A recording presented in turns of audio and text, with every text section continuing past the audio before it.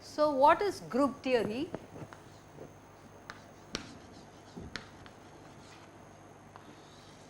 So, the main thing is symmetries. Okay.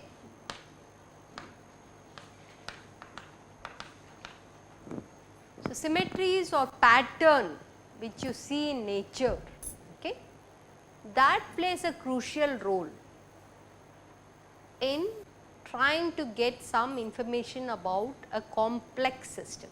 Okay. So, you do not need to try and solve complicated equations to find the solution. Like for example, if you take hydrogen atom, I am sure everybody knows hydrogen atom, right. Hydrogen atom, you all know that the energy is 13.6 eV divided by n squared, right. So, the energy in the hydrogen atom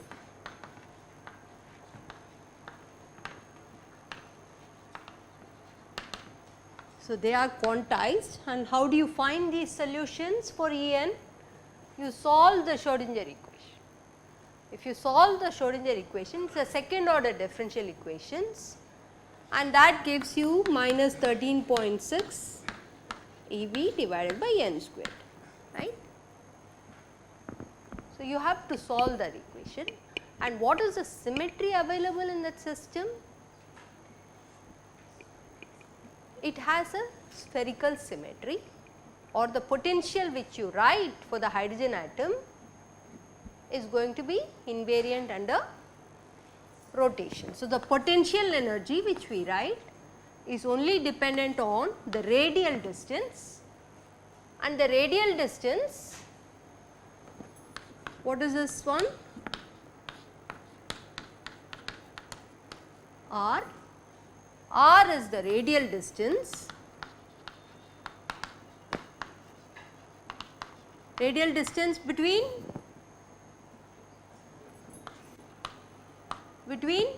electron and proton. Looking at hydrogen atom, okay, you can take electron and proton to be like point like, or you take center of the nucleus to the electron. And if you do a rotation operation on an r vector, what happens? R changes to a new r prime vector, but magnitude of r, which is r radial distance, that is going to be same under rotation. Is that right? Rotation does not alter your radial distance. It takes the same radial distance, but theta and phi will change in the spherical polar coordinates, and r goes to r prime under rotations. This is a rotation order. I am just giving you a flavor of what group theory can do. As a conventional quantum mechanics problem, you apply it in the Schrodinger equation, putting this potential energy, try and solve it, right. So, you solve it, you know how difficult or how complex it is. It is still mathematically solvable. Sometimes if you have a complicated potential energy, you may not be even able to solve it, right. Solving means finding the energy of that stationary states of the hydrogen atom, okay. But what we could do is exploit such symmetries,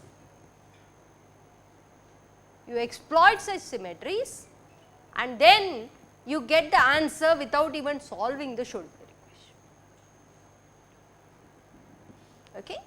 So, this is the sometimes powerful, elegant way of doing complex situations by exploiting symmetries of the system. Okay. So, this is what is the theme of group theory. It is a tool. You know, if you want to break open this table, you may need a good tool which is a screwdriver, then you can easily remove it part by part. Of course, I can come crudely and start breaking with whatever I have, then that is where you rigorously try and use all complicated mathematical equations. So, these are two different ways of looking at things, and that is why group theory has become very important, and this course is just to make you people appreciate such a tool, and there are limitations. You can't go more and more saying that I will not learn the other methods. I will also tell you till what extent this tool will be useful. Okay. So, sometimes suppose I ask you whether a particle in the ground state, okay, suppose let us take harmonic oscillator. I am sure you have all done harmonic oscillator, 1D harmonic oscillator. So, 1D harmonic oscillator,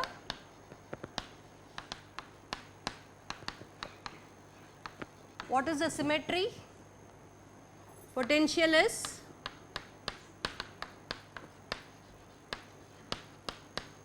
x squared. So, this has what symmetry? X goes to minus x, V of x equal to V of minus x, right. In this harmonic oscillator, if you solve the Schrodinger equation, find the wave function, you can try and show that the expectation value of x is, how do you show that? By using symmetries.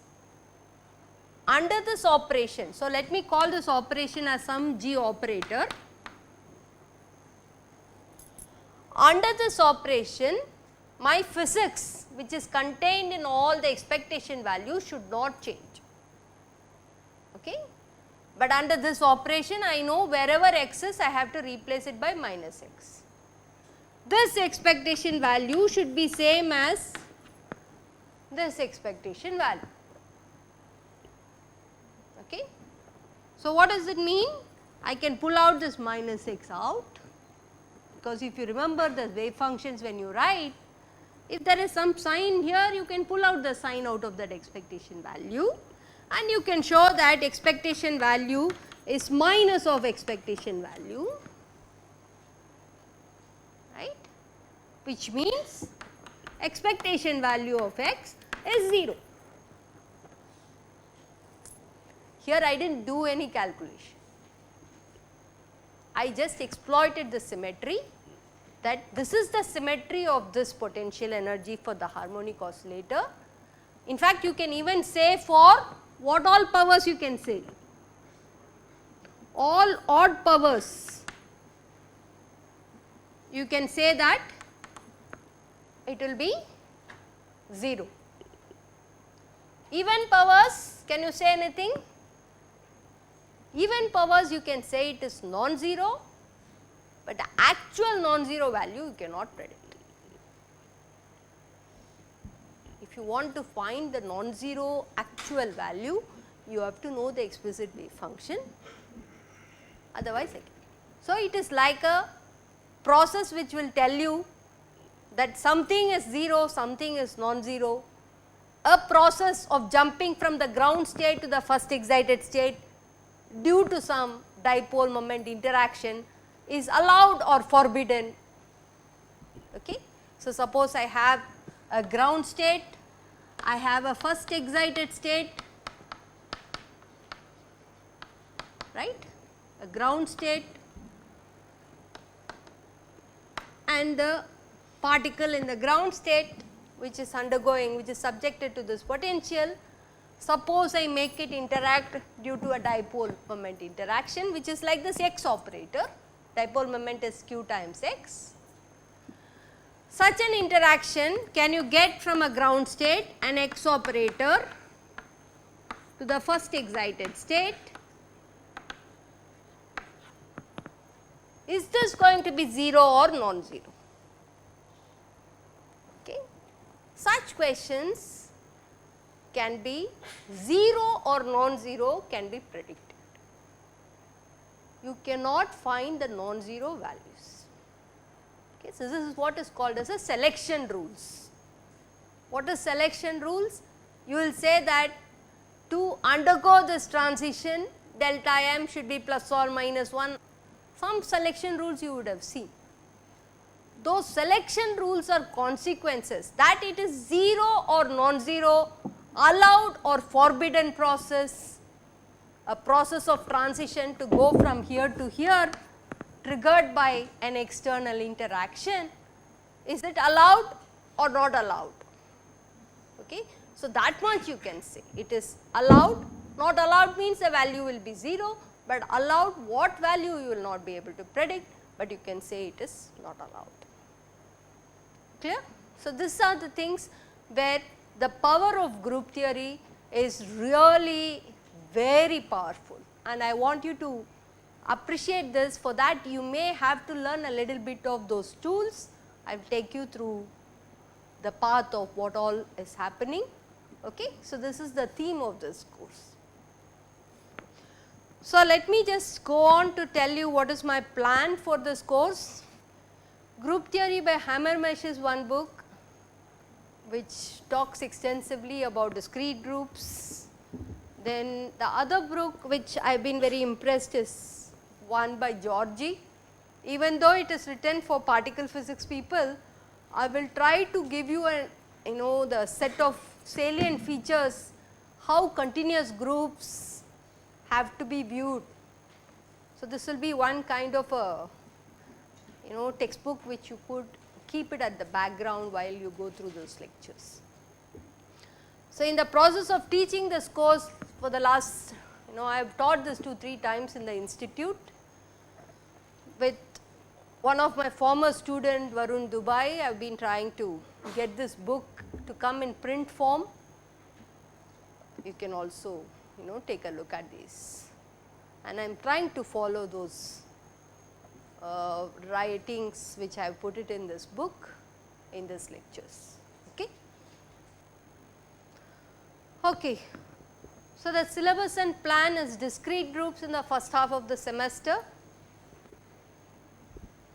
So, essentially I will try to focus on cyclic group, permutation groups, point groups, then with matrices which you all play around, how to focus on irreducible representations, grade orthogonality theorem, character tables, and some applications in solid state physics. So, this will be the theme for the first half of the semester, and there will not be rigorous proofs like a mathematician.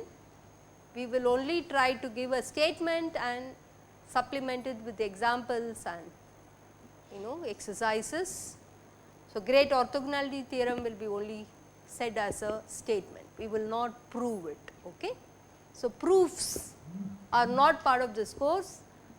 The part of this course is to show how the tools can be applied to solving problems in physics, okay, the group theory tools. Is that fine? The second half will be continuous groups.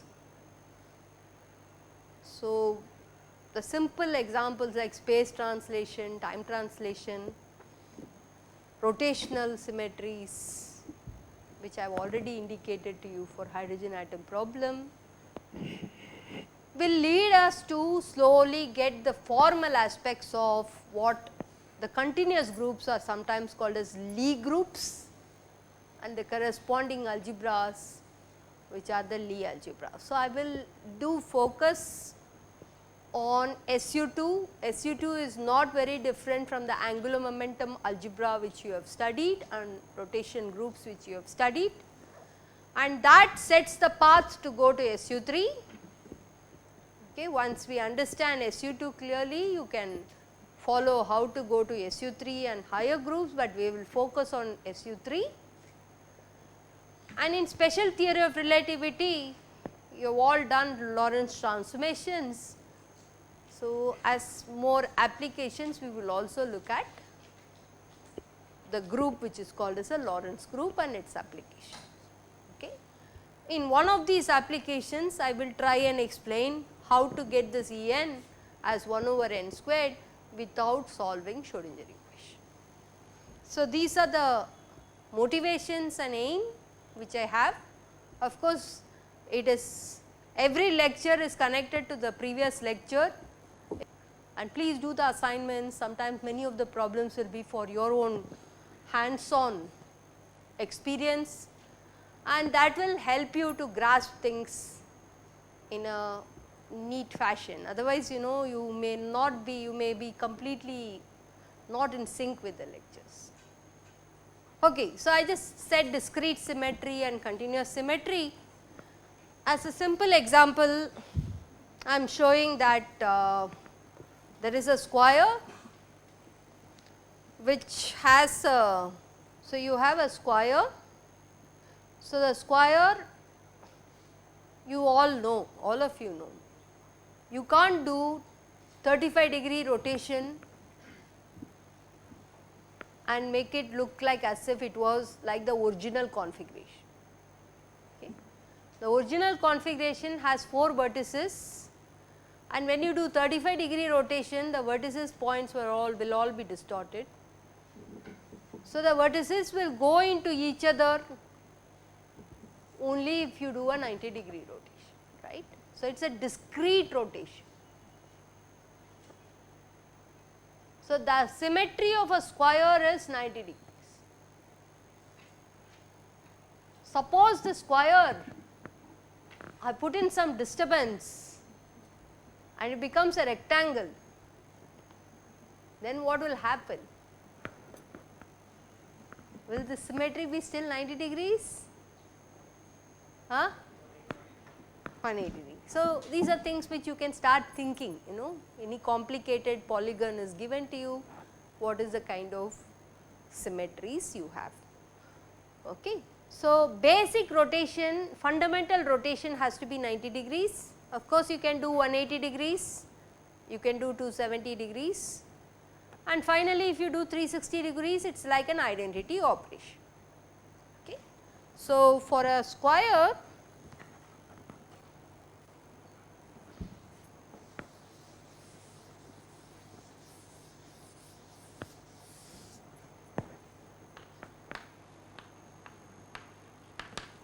you have rotation by 90 degrees, rotation by 180 degrees, rotation by 272, and you will also have an identity operation which you can call it as rotation by 360. Okay. So, these are the 4 distinct operations. As operations, identity is do nothing, then rotation by 90 will change the vertices the way it is shown here for clockwise, okay. And you can do 180, then the vertices will further shift as shown here, right. You see that D has gone from here to here, A has gone here, B has gone here, C has gone here, okay. And if you do one more, you will get a distinct state, but it will look like an original state, that is why it is called as a symmetry. Okay. So, these 4 elements together, this forms a set. Okay. So, you have a set of 4 elements, and you can introduce an operation which is the rotation operation as an operation. So, r pi by 2, if you do it twice, 2 rotations by thing will give you rotation by 180, is that right? Similarly, you can do r pi by 2 with r pi, you can get r 3 pi by 2.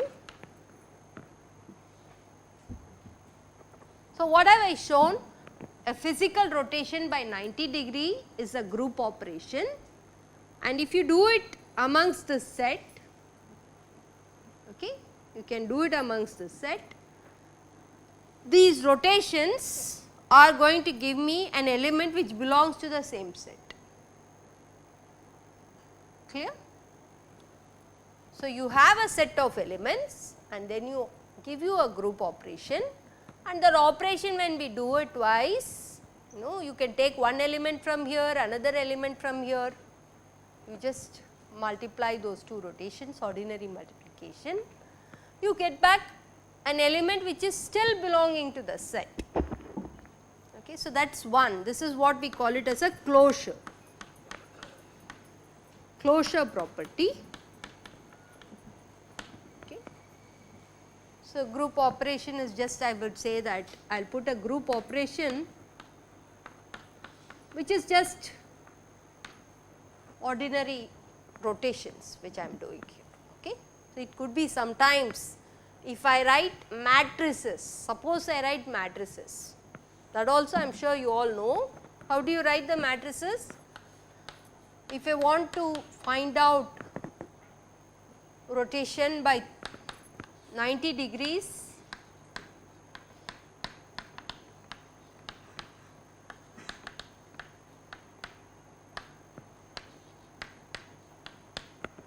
am I right? You can use matrices, then the group operation will be matrix multiplication, right? It will be matrix multiplication. So, if I use matrices for the elements of the set,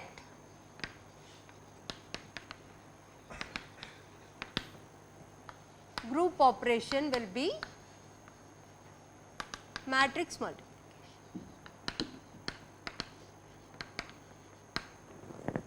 Okay.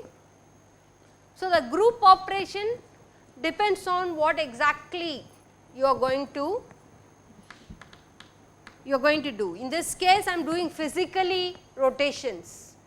So, you just do rotation, then after that again another rotation, that is the group operation, or the product rule here is like this.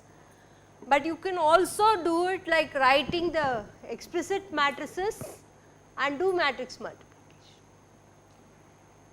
Okay. So, this is another way of doing it, but both are going to be representing the symmetry of the square.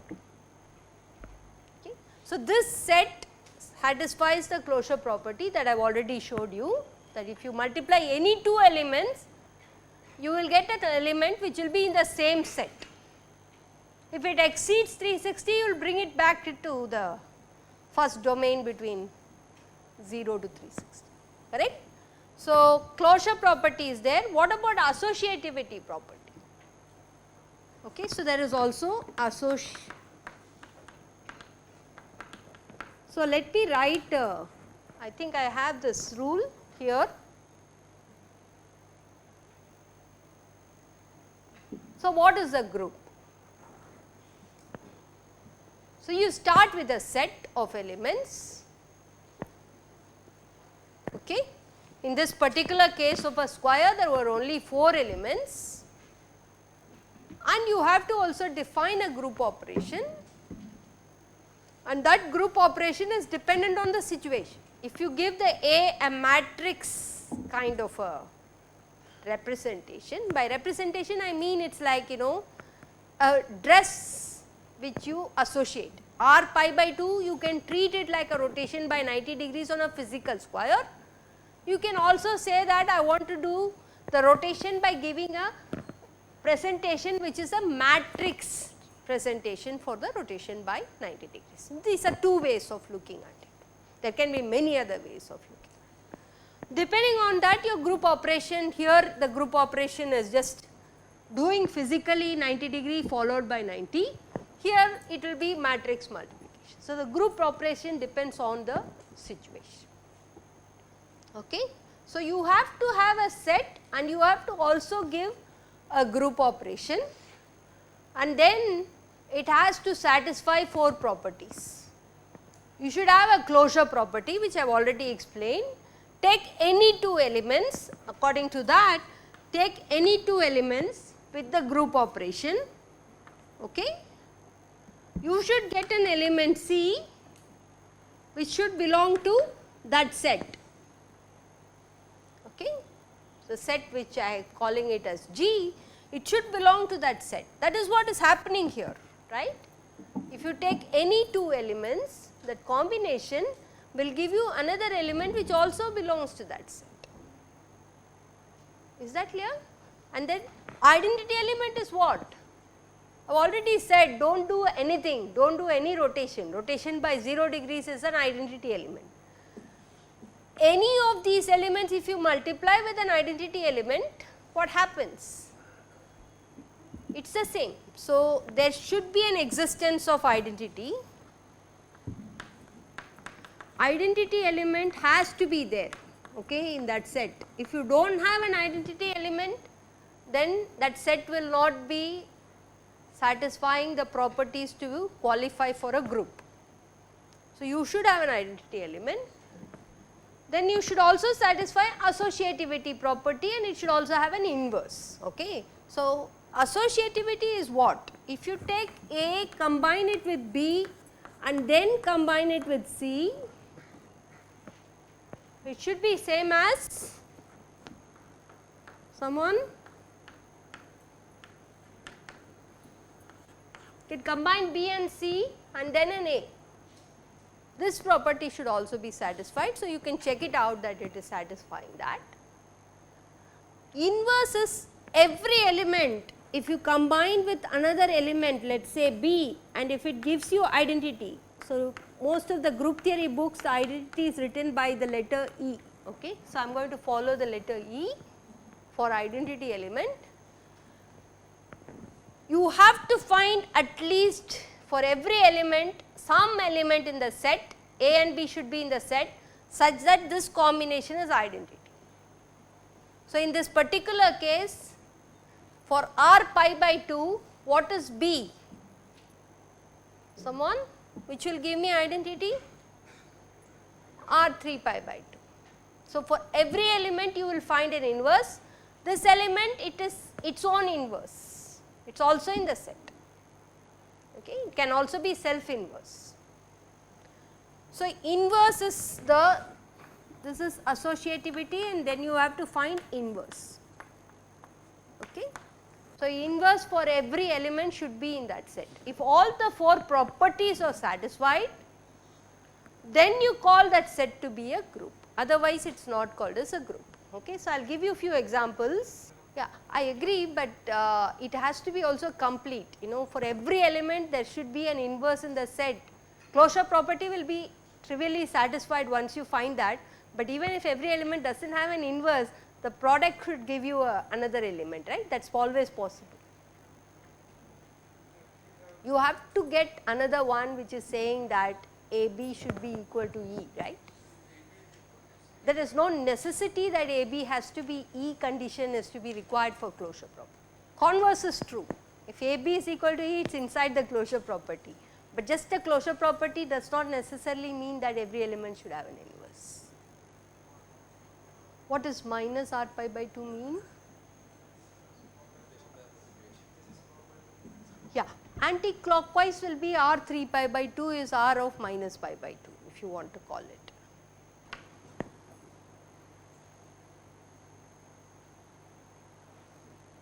Okay. So, it is not going to give you any new information. You have to find a distinct element which gives a new information. Is that okay? So, I put it everything as clockwise going till 360, but you could have also done let me go 180 degrees clockwise, the other 180 in anti-clockwise, then you would have got R 3 pi by 2 as R minus pi by 2. Any other question?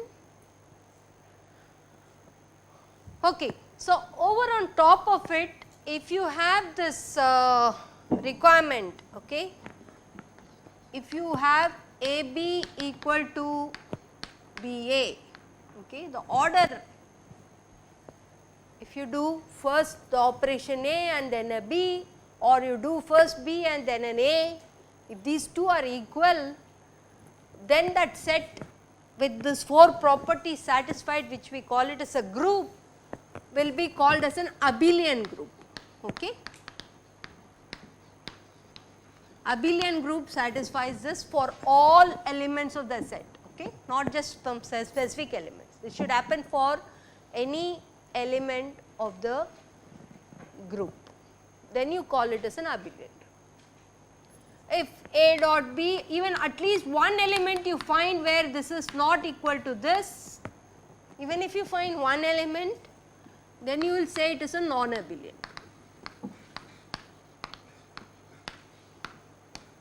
Okay. Is that clear?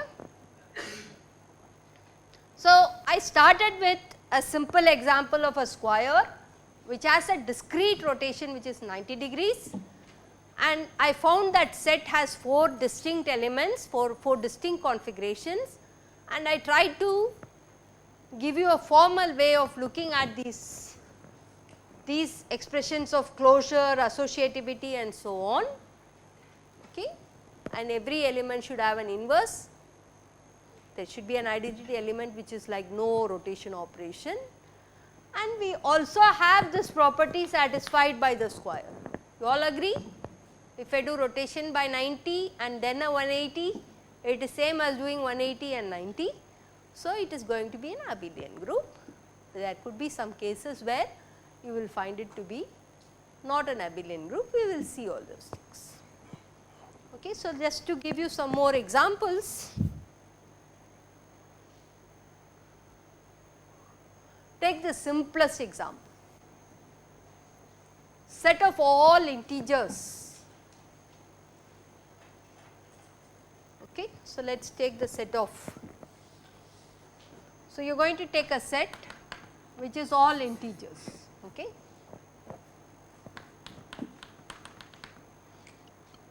And have plus or minus, right.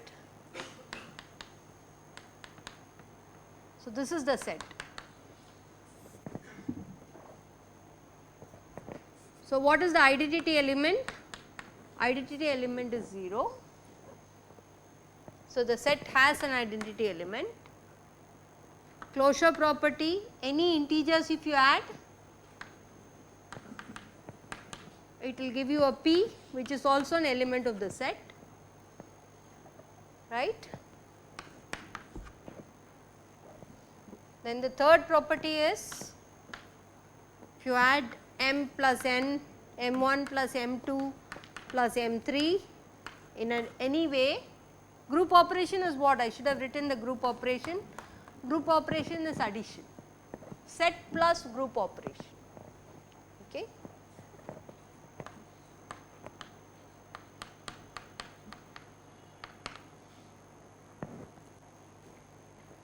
This is same as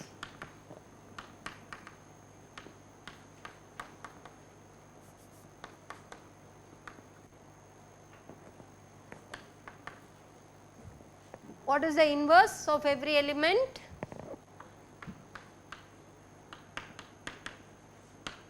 Right, m1 inverse S minus m1, which is also in the set.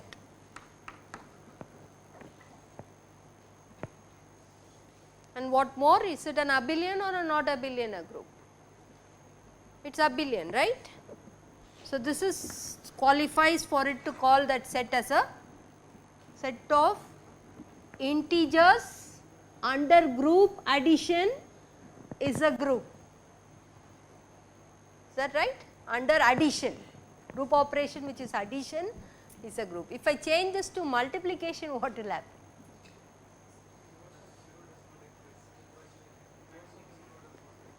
So, you can see. So, you can have a set with closure properties, but you cannot have a, under multiplication, product of two integers will give you an integer, but you will have problems with identity.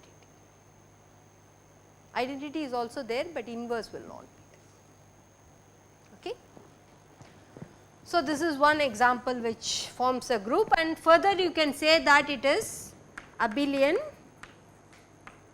because m1 plus m2 is same as M2 plus M1. Okay.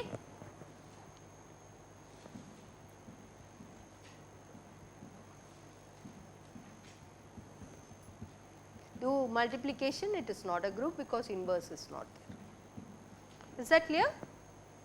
Okay. So, it is abelian, but the set has infinite elements. So, it is an infinite number of elements. Other one is also set of complex numbers is a group, okay, under addition of complex numbers. Again you can show it to be abelian and infinite. This notation C minus 0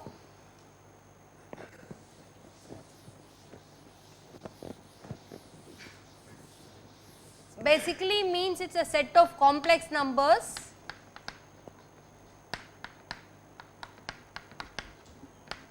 excluding 0, okay.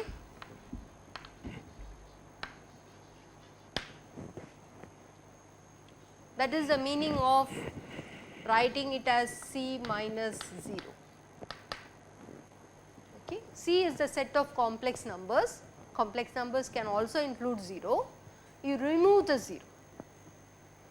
Okay. So, the complex numbers can be plotted on a 2-dimensional plane as y axis and x axis. All points on this 2-dimensional plane where every complex number z can be written as x plus I y. You all know this, right? I am going to remove this point out of this plane. Okay. So, this is removed, this I am removing it. What is the advantage of removing it? Why am I removing it? 0, 1 over 0 problems will not be there, and then for this set without the 0 I can still show it to be an abelian group under multiplications. Okay. The earlier one was under addition. If you want to do multiplication, you can use the space without having the origin, showing pictorially the space and equivalently you can see it. Okay. Any other question on this? This is another example with complex entries. So, you can have infinite elements, infinite number of elements, and you can show that all the properties are satisfied. Is it satisfied? What is the group operation I am going to use? I am going to use matrix addition. Okay. The group operation is matrix addition.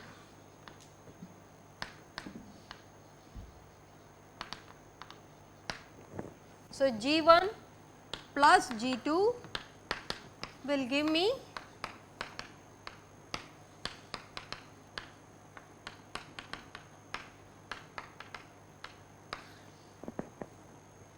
okay. This also belongs to that set of, because A1, B1, C1, D1 are all complex entries, and this will also belong to that set. What is an identity matrix here? Identity element. Identity element is identity matrix. Inverse will be negative entries, right. So, it forms a group. Does it form an abelian or a non-abelian? Addition, louder, abelian. Okay. So, it is abelian.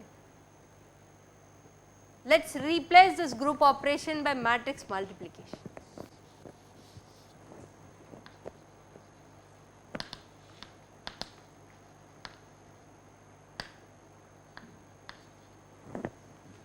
What happens?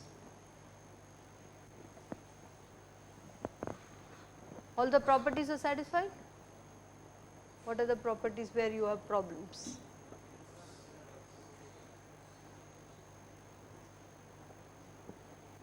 Huh? Inverse?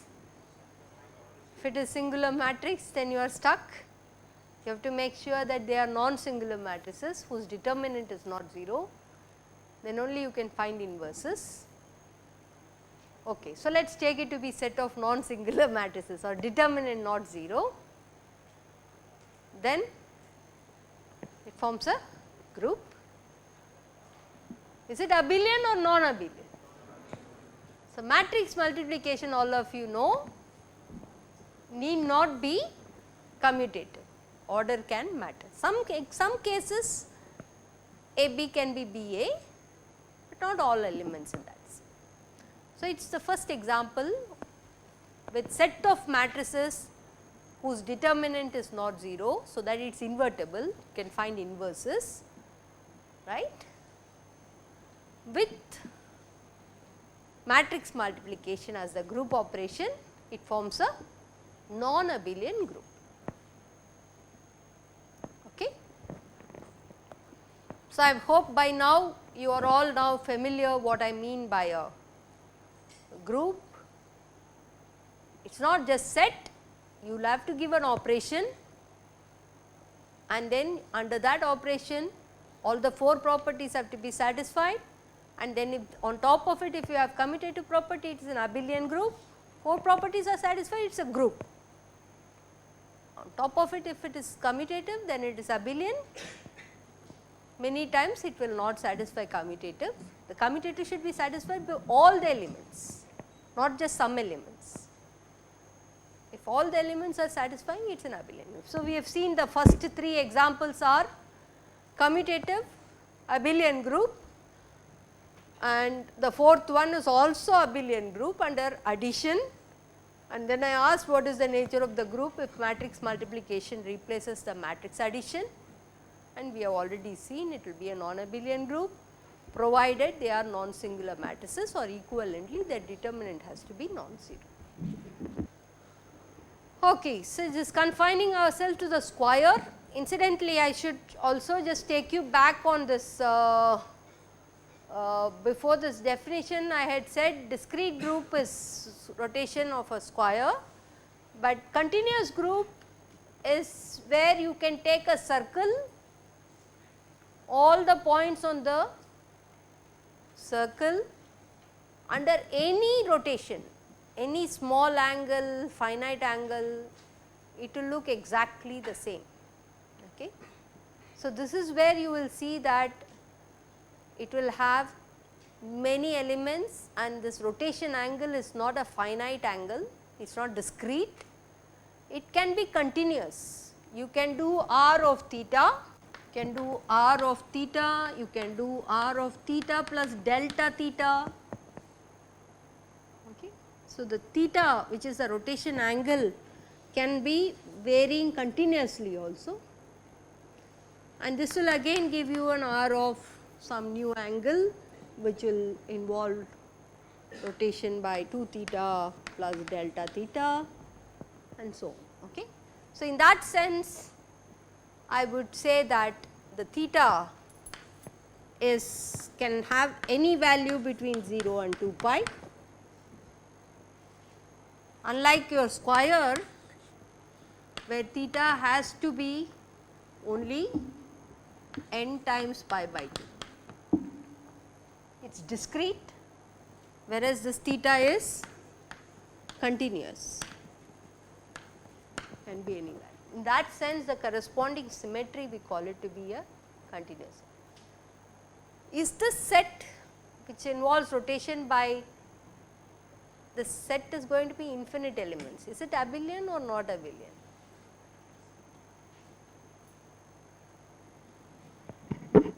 Abelian, right?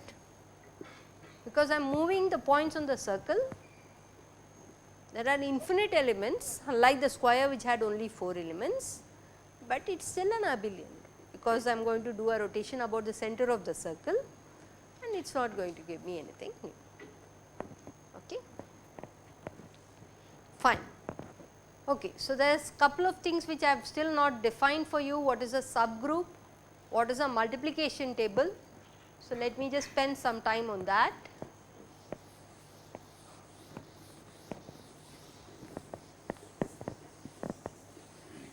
So, we saw the rotation on a square. Okay. So, this one, the symmetry group, the group involves identity r pi by 2, r pi, r 3 pi by 2. So, all with me? So, with some group operation which is just multiplying the rotation operation. Okay.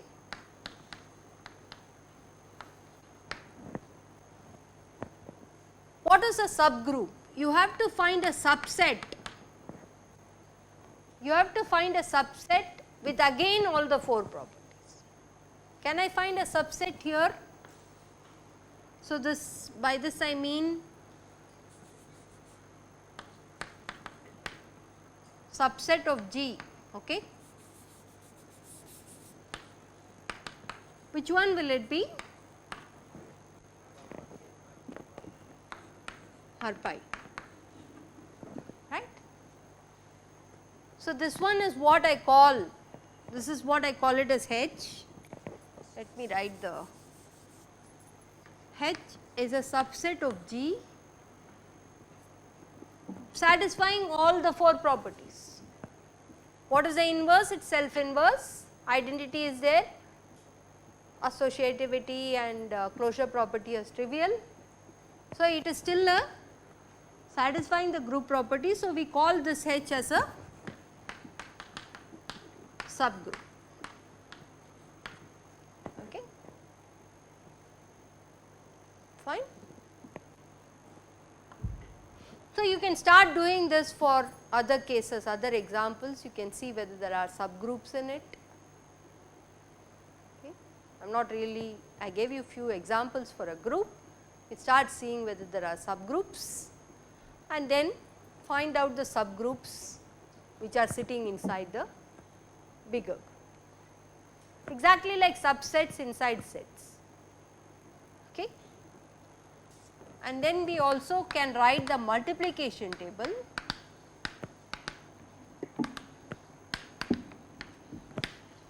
Okay.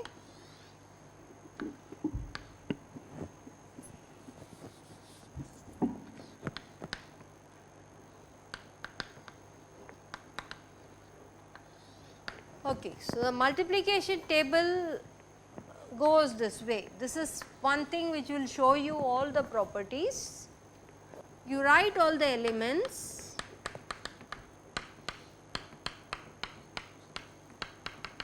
both along the row and along the column.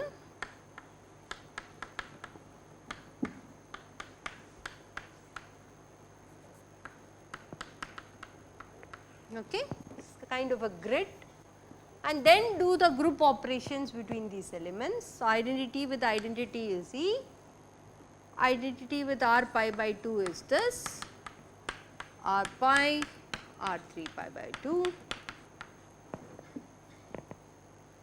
If you do r pi by 2 with identity is again r pi by 2, r pi by 2 with r pi by 2 will be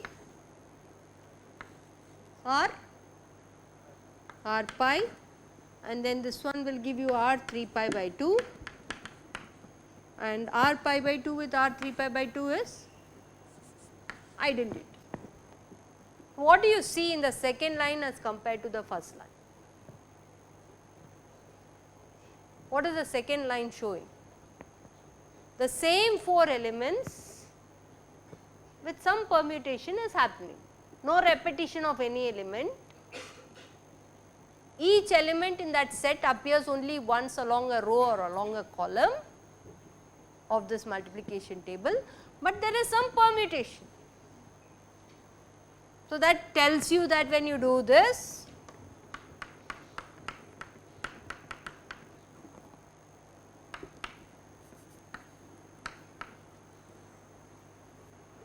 what is this? Am I right? So, this is again a permutation. The last one,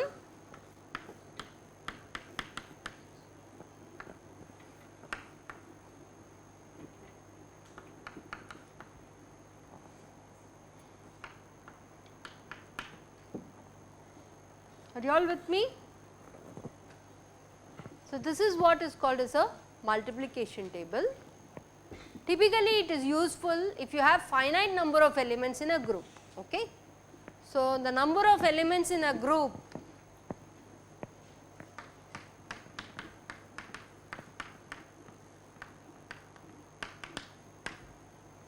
in G, in any group G, we call this as order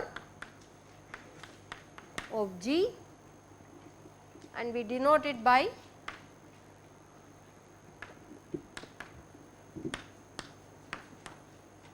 okay.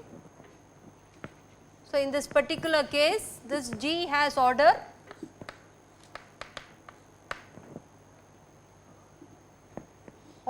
is the number of elements in that group.